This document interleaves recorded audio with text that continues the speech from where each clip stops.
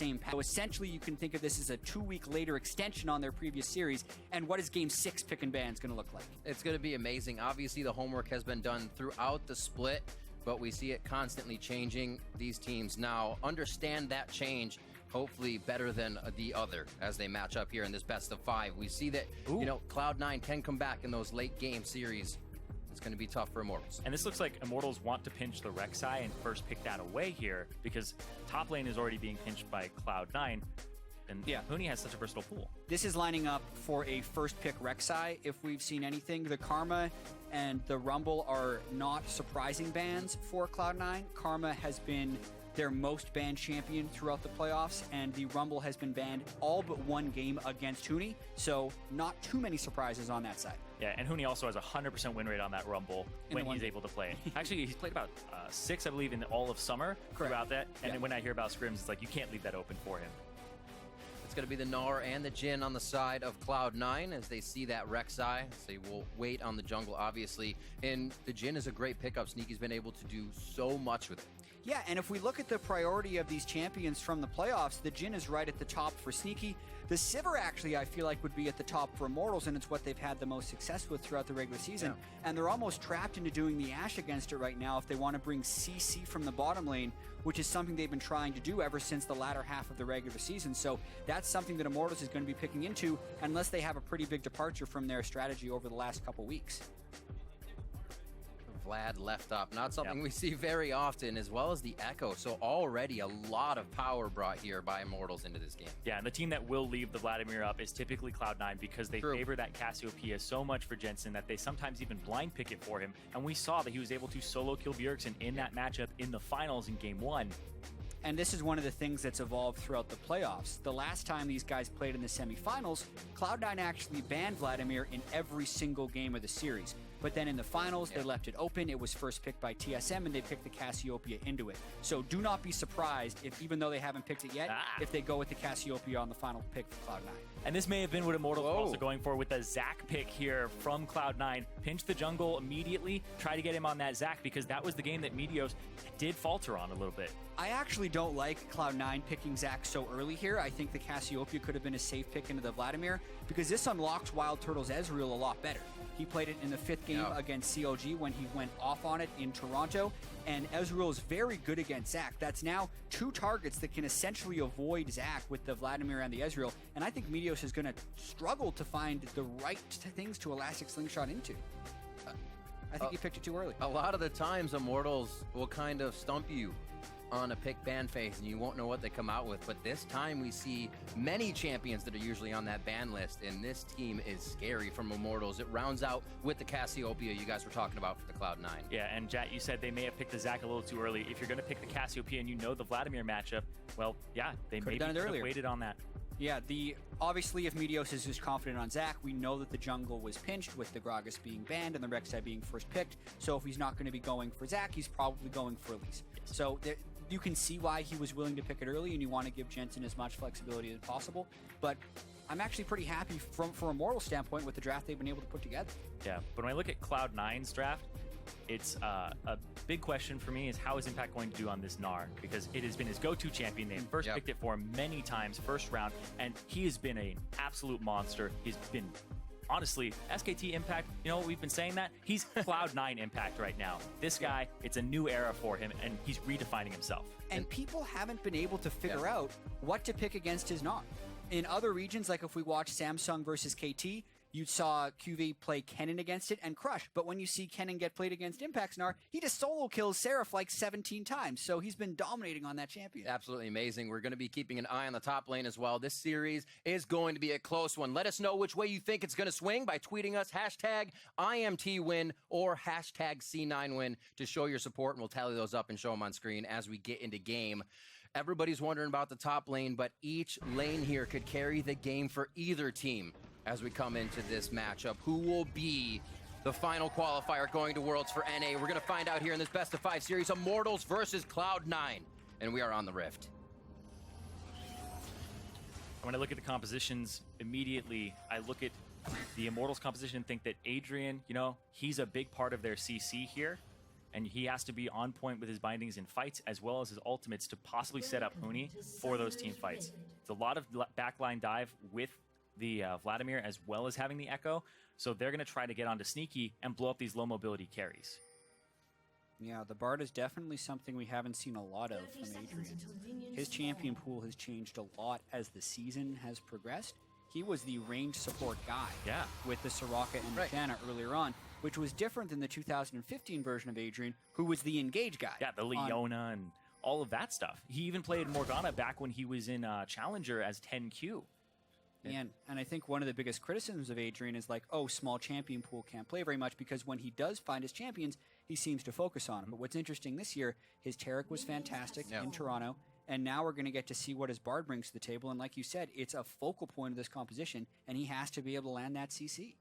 He's also somebody you never really, until, or I guess back in the day, getting that Leona ban, he really doesn't see too many ban towards him now. So if he can keep playing the same things, hide those in the back, practice them when you can, and then you bring them out on the Rift, nobody expects it because you're that guy that just plays ranged. Yeah, exactly. The Soraka used to be the second most banned champion against Immortals, right behind the Rumble, but people haven't been banning it as of late. It just hasn't been the same type of... no, it's funny, too, because you would think that it would be a high-priority ban because standard lanes and a high-priority pick. That's the Soraka usually does well in them, but because we're having such types of carry top laners and mid laners with lower CC, you have to have some type of CC from the bot lane. It's why we're seeing a lot of protection champions like Bard, like Braum, like Tom Kench that also have some CC. Yeah, and I also find that really interesting because if when we look at Immortals and their 17-1 regular season in the spring and even their great start in the summer, they were getting away without a lot of CC in their composition, yet they consistently pointed that out as a flaw in their drafts and have worked towards putting more CC in. Yet, when they do put the CC in the bottom lane, it does seem like they have some execution problems actually pulling it off. So it's been a bit of a strange year for Immortals as they try to change their strategy and have stumbled. Yeah, and this is even just a lower CC composition than most AD carries would usually have because it's the Ashe, the Jhin, and even the Sivir sometimes is just used for utility. Ezreal's just pure damage, a little bit of kiting too. As you jump into the lanes, Impact taking a bit of a hit, but Huni's got the long range that he can keep throwing out across minions, so no worries. Should be safe on both sides for now, just farming up. Good spot for Huni, though, to have this wave, as it's just going to keep piling up in his favor. Junglers are opposite sides of the map, so we may not see too much action just yet. Let's see, Reingover may get some warding done here.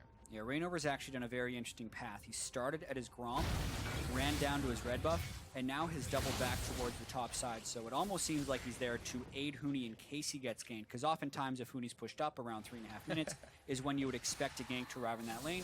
But Reingover is in the vicinity to prevent that. And of course, Meteos is nowhere close, but this is total guesswork as far as junglers are concerned. Yeah, and things are a little bit more predictable with standard lanes too, because you know that junglers start on the top side of the map. They don't start on the bottom because the AD carry wants to take that camp. Right. So Meteos didn't gank around 3 minutes, so then Reingover was able to go to the top side, make sure that he could get some coverage over there, and Adrian even invaded just to make sure.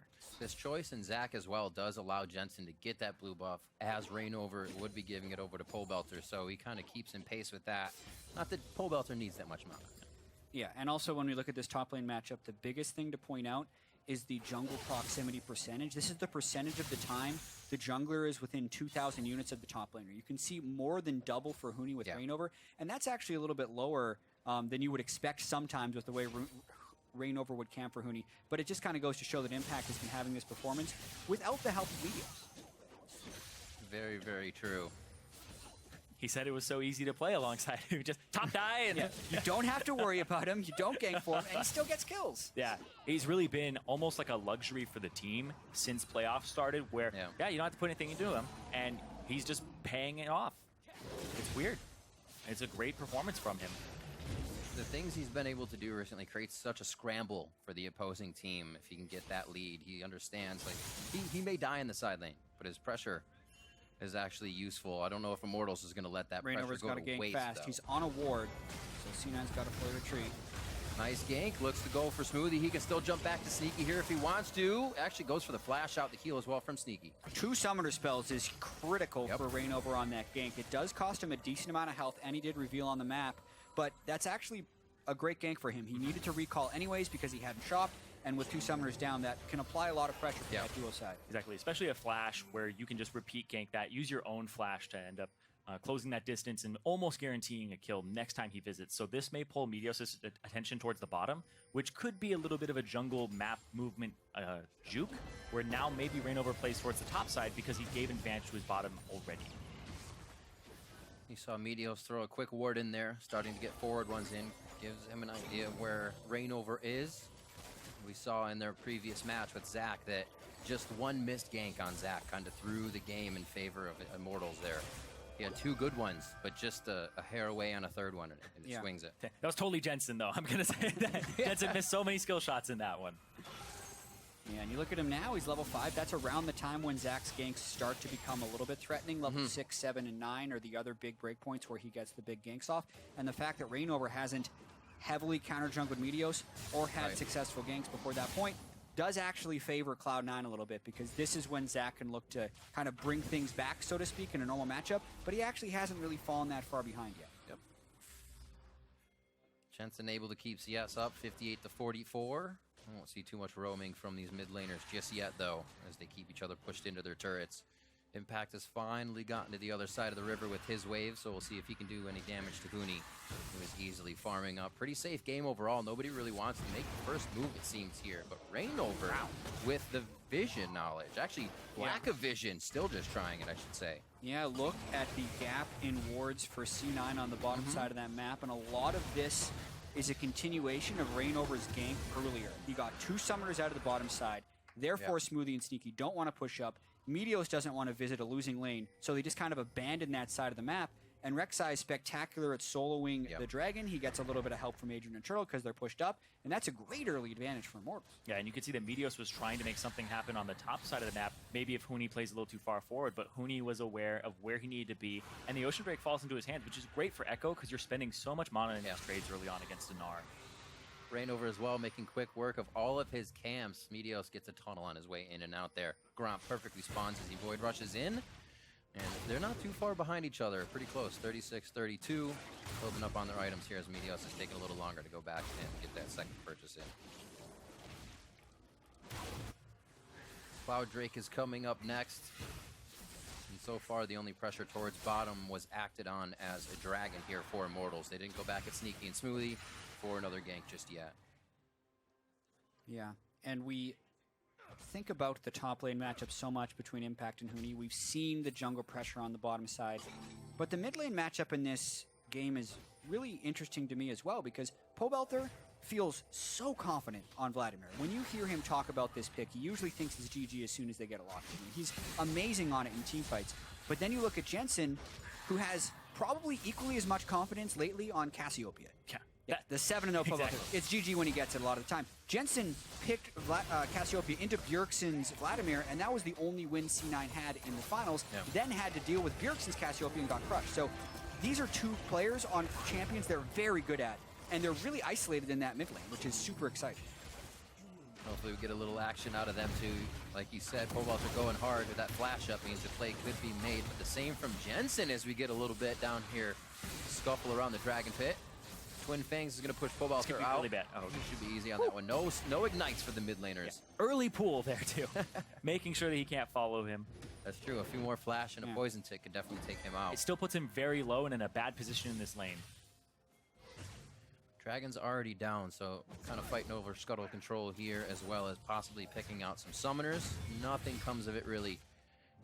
It's like Jensen and Pobelter both hold theirs. Reingover gets control of the area, and they now get to sneak in a little bit here. Got to be careful not to mess up this. That was great pressure by Reingover, forcing the smite.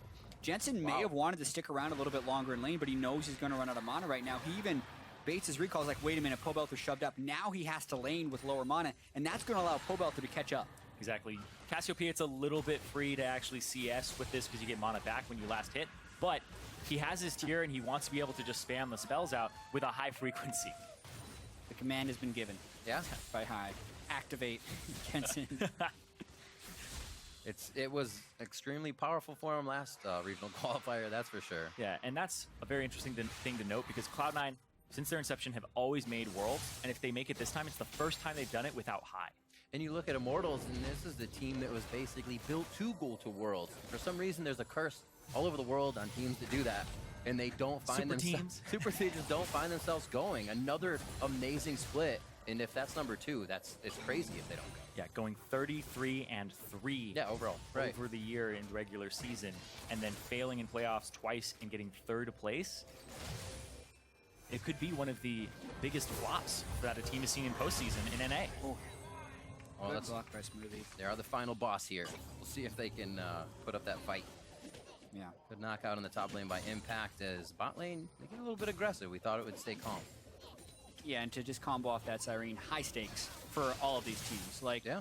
Reingover and Huni were in the World semifinals last year. Wildturtle, since he joined the competitive scene back in 2013, always goes to Worlds. Like, both of these teams have so much on the line, but only one of them gets to go. And for whatever reason, I feel like they're both good enough to They go, are. but only one can, which makes this game really tense. Clear that wave, Impact. Boom.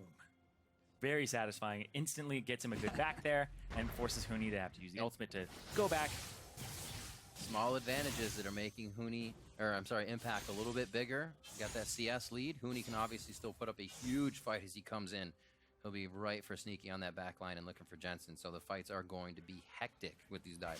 Yeah, and it almost seems like this game is going to be going into whoever can get the item power spikes first, and then force a team fight in the right spot. Because Impact has a minor CS advantage over Huni, Jensen has a minor CS advantage over Pobelter, and then the duo lane for Immortals has a minor CS advantage over C9 thanks to the gank. I think favorably wise, the solo lanes are kind of going towards C9, but if Huni gets his Trinity Force around the time Impact gets Frozen Mallet, and likewise with the Spirit Visage on Pobelter, like those 10 CS advantages aren't actually going to matter in team fights. It's going to be all about the team fight setup. Exactly, and the team fights really matter because these teams are not exactly built for sieging. Sure, you have a split pushing top laner if they get ahead, but your wave clear and the other 4 members is a little bit unsafe. C9, they have a little bit better wave clear, but Immortals will struggle in that regard if they're put in a siege situation. So it's about those team fights. And something we have to keep a look on in those fights is both supports exhaust.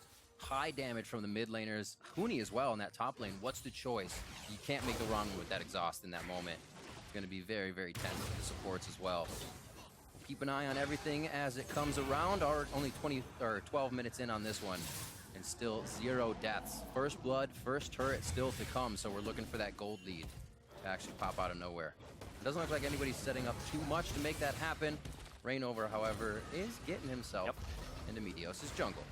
Going to Meteos' jungle, they saw that Meteos was hanging out by the Raptors, so now Pobelter will play a little bit safer in the meantime because he hasn't seen the Zac leave the jungle. They're also playing to this side on Cloud9's bottom half. They shoved up the wave. They have their support and AD carry in that tri-brush. And they're just trying to protect that red buff. Protect the red buff. Also just get control of the jungle here. It's what C9 kind of seems to have done. Turtle and Adrian could be in a little bit of trouble if they decided to dive, but with all the people that can feint down bottom, it could be a dive that gets turned around because almost everyone from Immortals could arrive. Yeah, and they don't have vision control in that jungle, so you can see Pobelter just hanging out there. He doesn't know just yet that Cassiopeia is down there. Now he's going to see that and say, okay, I can shove it up. Because if he had gone straight into that bush, he may have been killed and chased down by Jensen. Yeah, the tension to me in this game is really building up because I don't expect the teams to stay this passive for much longer. They played a 5-game series 2 weeks ago, and the fewest kills we had in any of those games was 24.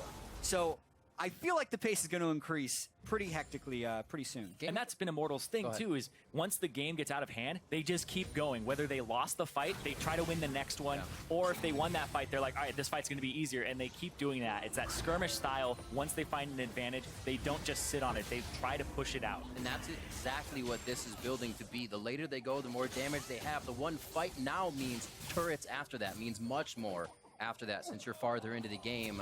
Almost got a solo one there. Impact trying to put another one in the book. And this is before Frozen Mallet. So Impact is doing a tremendous job to pressure Huni. Huni wants to recall and then ult back, but he also doesn't want to recall before he has enough gold for his Trinity Force. So he's on a really greedy timing right here to try and make sure he doesn't get solo killed. And there really hasn't been any, I wouldn't even say love for Meteos, but it's almost like Impact is saying, no pressure towards this lane. Let it be 1v1. If Reingover comes up, I'll do the best to save myself. But Meteos has kept himself in the jungle and more towards the bot lane mid lane. And Meteos hasn't fallen very far behind Reingover and CS either. I think Reingover, from a teamfight perspective, is going to be much stronger right now. Cinderhulk and Durarm's Fist fully stacked up right there. But Meteos isn't even sitting on a completed jungle item yet. He really wants to get a Cinderhulk, but he's kind of a little bit of everything in that item build. Yeah, there's always that risk if you back right now that a gank happens on top side. It's just that Reingover pressure. And Cloud Drake is also on the table, and the vision control has just fallen off. So he has to back, finally get some items for himself, and then reestablish control, and that's why he's coming back with a lot of wards. Oh, sneaky impact there. Clever. Mega. Quick hit. Does have Chrono Break. Mega will come off of the minions, and this may just be a teleport back or a Chrono Break back. Reingover was even topside to give a little bit of support here. Yeah, that would have been interesting if Impact had actually launched off his head and got ahead of him. Into the turret range. Reingover was in the area, so he was kind of prepared for that. Yeah, that's going to mean item break points hit by both of these guys. Huni ulted back actually before he could heal the full, but he did stack up his corruption potion, and he's maintaining his teleport with the Triforce. But when Impact gets Frozen Mallet, I feel like that's a power spike that actually helps Impact more than it helps the Trinity Force user in Echo.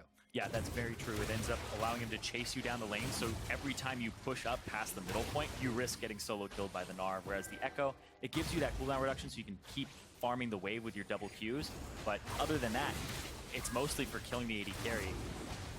Now this becomes a little scary. Jensen, Morellonomicon with that Abyssal Scepter. He can definitely still kill Wildturtle or somebody quick if they come up. Does it think they're gonna beat that one up? Huni just backed and bought an Elixir of Sorcery. Hasn't popped it yet, so he is waiting. Fight time, he stole it! Oh, Meteos able to get it. Remember, he still has his passive. Pobelter gets knocked out. We're gonna see Adrian going down. The Tempered Fate does not help too much.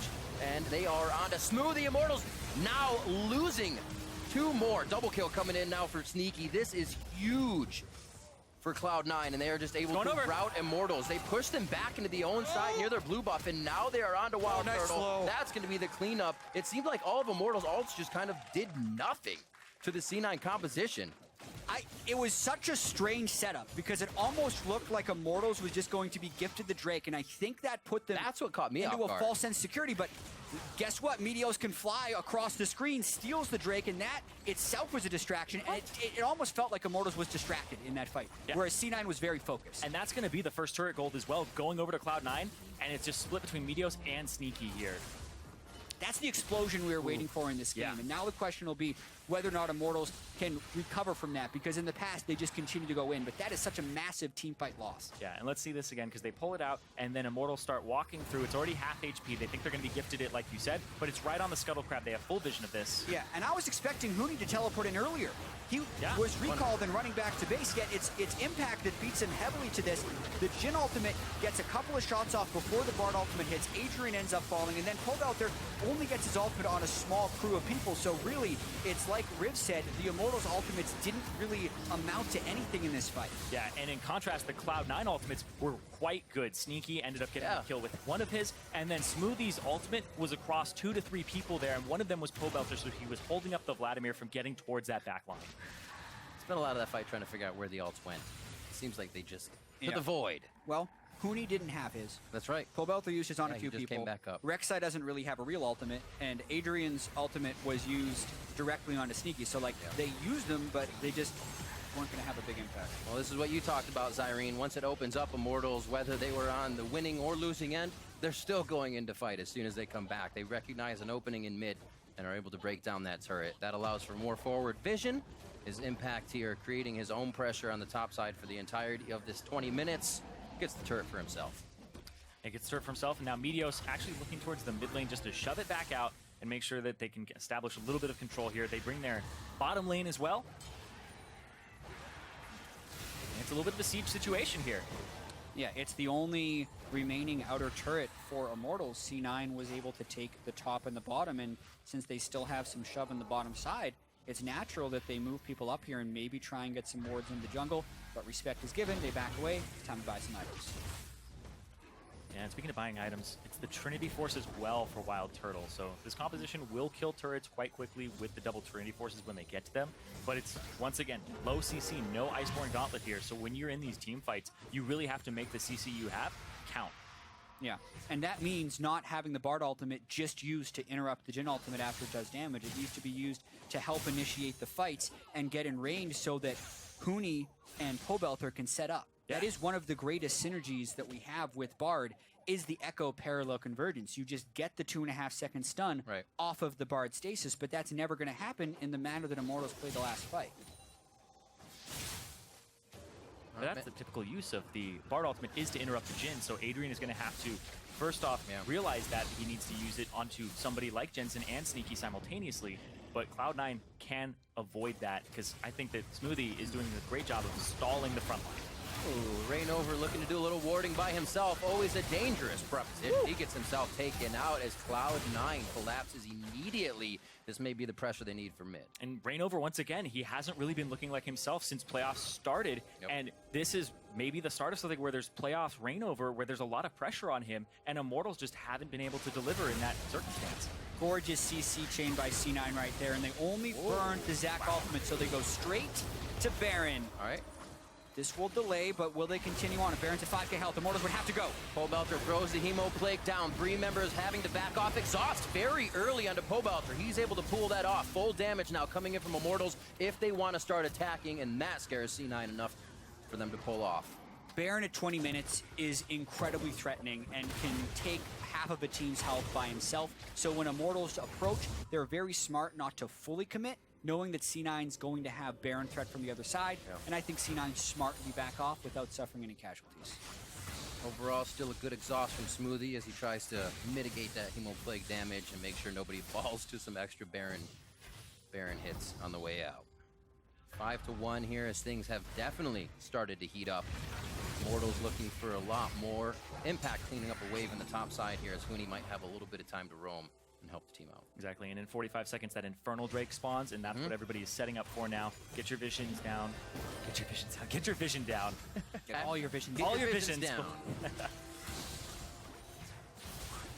And it's interesting from an itemization standpoint. Impact has got the build with Black Cleaver, Frozen Mallet. Although the Cleaver is completed before any real armor has been stacked up on Immortals outside of the Warden's Mail from Reingover.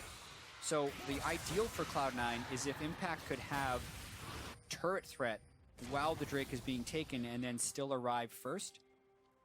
Really, C9 is hoping for a repeat performance from the last Drake where Meteos can get a nice engage and Immortals can't engage with the Bard. Or caught They again. just catch Adrian, or Reingover.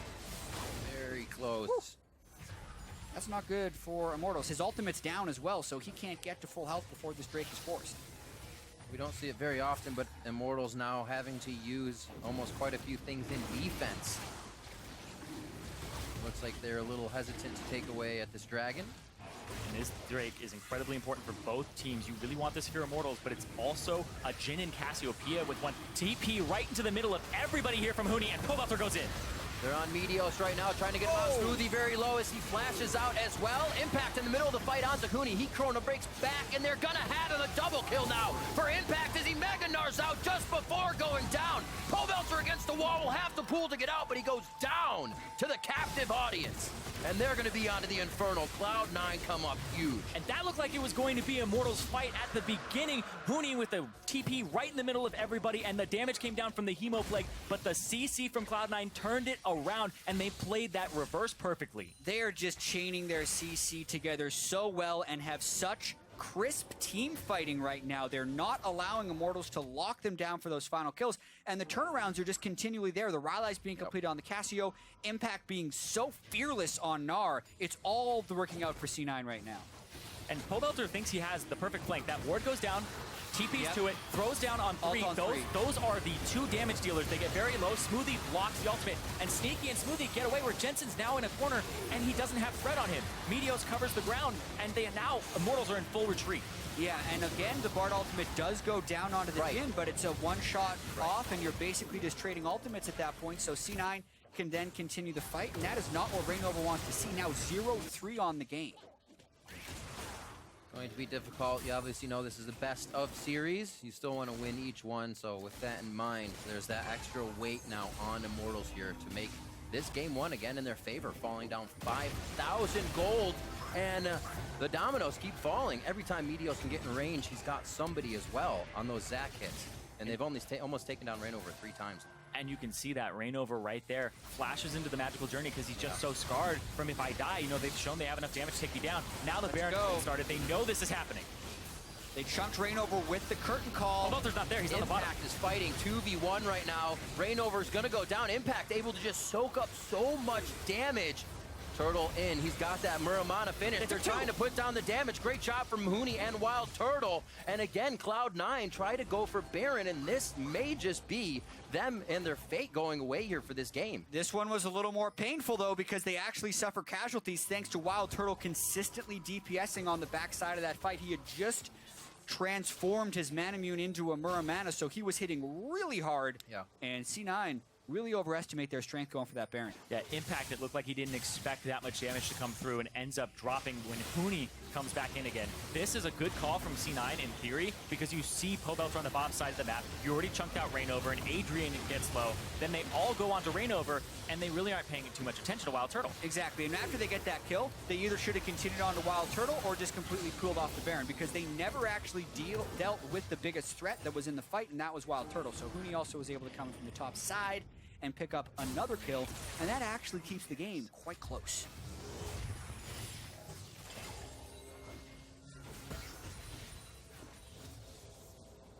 So finally Impact going for that Guardian Angel, a little bit of defense.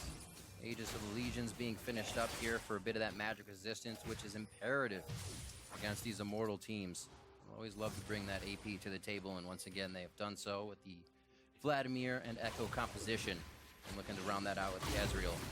3-9 here, 27 minutes in. Again, Cloud9 approached the Baron, and they've been pushed away twice. Yeah, and a lot of this game is about setting up the right team fights, and it's something C9 has been able to do. I do want to talk about the ideal team fight for Immortals, though, because we keep talking about Adrian ulting sneaky. That is good, but it needs to be followed. If they can follow that with Huni or Pobelter, then it works, but it could also just be a pick. Pobelter's in trouble. Reingover on the back line. You take away that synergy of one, Dustbringer goes down, Glacial Fissure as well into Reingover. This could mean Baron as well. The 50-50 is off the table. Huni is going to get taken down before he can even use his ultimate. 45 seconds on the clock for these death timers, and now it's just Immortals trying to toy with Cloud9 as Impact gives the medicine right back to Pobelter here. I really feel like the synergy is just not working for Immortals right now. So much of the year has been Adrian following up on Huni and Reingover. But in this combination, Huni and Reingover need to follow up with Adrian. And he seems to be waiting for them to make the move anyway, and they're getting very ineffective Bard ultimates. Now C9 with 2 dead, turn for Baron yet again. And here comes TP from Impact. Wildturtle gonna have to go over the wall and get out of there. But captive audience! Into the deadly flourish. You couldn't have planned it better. But it works out for Cloud9 once again. Unfortunately for Immortals, now this Baron will fall. But do they give it up? Reingover and Huni are on their way. It's going to be the shield up, unbreakable for Smoothie. It's what he's been for the team, just about all split long. He tries. Huni's in the back of the pit. Last time in the front. Parallel convergence is over, but he was not in it. Meteos still has time to move. Huni now taking some shots. Impact jumps towards the team. Jensen. Pobelter's going to take a last hit here. The miasma out. One last Q. The Noxious blast over the wall, but he can't get in range. Pobelter stays alive. Oh, yeah, just flash. That's the name of the game in that one. And Cloud9 say, thank you for Baron. And now they're going to start heading forward down mid. A completely hectic series of events there. Absolutely crazy. Zoning them off. They're going to get more off of this. C9 have been playing these fights better because it's a little bit easier for them to execute because Immortals have drafted themselves a composition that is very hard to execute. Yeah, and Immortals is also throwing themselves into the fire over and over again, and C9 is laying in wait. When we see that fight again, I really want to call attention to Jensen's Cassiopeia because I felt like his DPS uptime was incredibly high. Like he was doing the majority of the damage in that fight like he had to and really matching Pobelter. Watch this. So C9 is taking the Baron on one side. Huni's flanking around the side, but it's just Jensen. He positioned himself away from Huni and Adrian, then just shreds through Reingover, and there's no way he's allowing Pobelter to walk through him to the rest of the team. C9 is actually distracted with the Baron right there to finish it off, and it's because Jensen was just bodying 2 people on the other side of the fight. You don't say. Yeah, the command was given. I apologize for the meme, but that's exactly what he was doing. Well, you never have to apologize for memeing. Yeah. IMT cleaning up every resource they can in their jungle so it does not go to Cloud9. Anything past this Dragon Pit right now is owned by them. And we've seen Immortals come back from more. A bigger deficit than this, so cannot count them out just yet. They're also hitting a few more breakpoints. Wildturtle needs to start, I don't know, he needs to have kind of more of a backline safety, but everybody on his team is diving in. Yeah, but they're also getting caught too, and I think Sneaky's Jin deserves a lot of credit here, as well as Smoothie, because you look at how many times Reingover's been caught, it's usually from that. They get the binding, and then the Zac has the elastic slingshot in with the follow-up, the knockback, and they're just catching somebody out before these fights even start, large portion of the time. Yeah, and with Baron buff up right now, it's the attempt of the Siege. You can see how well Immortals would be able to clear it, but Impact has a split pushing build as well as a Guardian Angel, and they're trying to do a classic 4-1 split push here. Jensen's Miasma does so much, covering that ground from Huni coming in. Turtle trying to get a few shots and then get out. They really get a little bit more time to work with here as they approach these structures. Back to the top lane, looks like Pobelter is going to be taking care of Impact for now. That GA is definitely going to be a problem. Deadly Flourish onto Turtle. He's going to take a bit more poison. And I say a bit, almost goes down. A great hit up from Reingover, but can the rest of the team follow? That has been the question. He is a focus, and he goes down immediately as Pobelter finds himself left alone on the front line. Another one. A triple goes to Sneaky, looking for the Quadra. Huni's just out of range of the curtain call as he exits stage left, and Adrian will make it to the fountain. Another 3 go down, and that's been the special number for C9 in these fights. And C9 are going to push for an inhibitor here and get so much off of that. The picks that they're getting, there's so much damage onto Wildturtle, he can't even rejoin the fight. And that's when Immortals decide to engage, is when their DPS has been pushed off. And we also have to keep in mind, at this point in the game, Cloud9 is really far ahead, so they might actually end the game off those 3 kills. On to that last Nexus turret, Sneaky with the focus. Meteos knows can't take too long. The Nexus is opening game number 1. And after a very even 15 minutes, this bomb exploded for Cloud9, and it is 1-0. Yeah, slow start, fast finish for Cloud9. 18 kills after not getting first blood until about the 15 or